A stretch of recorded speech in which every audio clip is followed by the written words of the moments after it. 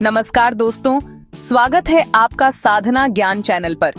यहाँ आपको आध्यात्मिक ज्ञान, प्रेरक कहानियाँ और जीवन को नई दिशा देने वाले विचार मिलेंगे। अगर आपको हमारी कहानियाँ और विचार पसंद आते हैं तो लाइक, शेयर और सब्सक्राइब करना ना भूलें। और हाँ, घंटी का बटन दबाना मत भूलिए ताकि हर नई कहानी का नोटिफिकेशन आपको सबसे पहले मिले। आज की कहानी है एक गरीब परिवार की कहानी। ये कहानी आपको सिखाएगी कि कठिनाइयों से लड़कर कैसे अपने सपनों को साकार किया जा सकता है। चलिए शुरू करते हैं आज की प्रेरणादायक कहानी। गांव की एक छोटी सी झोपड़ी में एक गरीब परिवार रहता था। परिवार के सदस्य थे पिता रामू, माँ श्यामा और उनके 2 बच्चे मुन्ना और गुड़िया। वे अपने छोटे से जीवन में खुश थे, लेकिन गरीबी उनके जीवन को कठिन बना देती थी। रामू गांव में मजदूरी करता था और श्यामा घर का काम करती थी।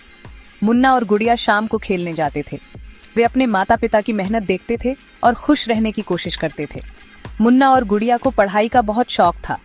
वे अपने पिता की कमाई में से थोड़ी थोड़ी बचत करके खरीदी गई किताबों से पढ़ते थे। वे दोनों जानते थे कि शिक्षा ही उनके जीवन को बेहतर बना सकती है। एक दिन मुन्ना और गुड़िया का स्कूल जा रहा था, पर उनके पास स्कूल फीस देने के लिए पैसे नहीं थे। रामू और श्यामा बहुत चिंतित थे, फिर भी उन्होंने हिम्मत नहीं हारी और अपने बच्चों के भविष्य के लिए संघर्ष करने का फैसला किया। रामू ने और अधिक मेहनत करने का फैसला किया और श्यामा ने खेती में मदद करने का काम शुरू किया। उनकी मेहनत रंग लाई। मुन्ना और गुड़िया को स्कूल भेजने के लिए पैसे इकट्ठा हो गए। बच्चों ने अपने माता पिता की मेहनत को देखा और वे अधिक समर्पित हो गए।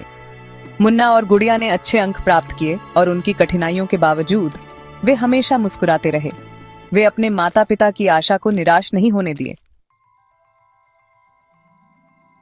वर्षों बाद मुन्ना और गुड़िया बड़े हो गए।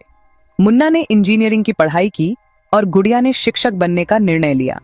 उन्होंने अपने माता पिता की सच्चाई को समझा और उनकी समर्पण को सम्मानित किया। वे अब अपने परिवार को समर्थन करने में सक्षम थे और उन्होंने अपने माता पिता के लिए एक नया घर बनवाया।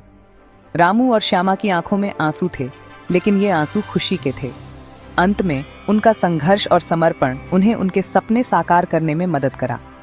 यह कहानी हमें यह सिखाती है कि कठिनाइयां सिर्फ अस्थायी होती हैं। अगर हमारी संकल्पना मजबूत हो तो हम किसी भी समस्या को पार कर सकते हैं।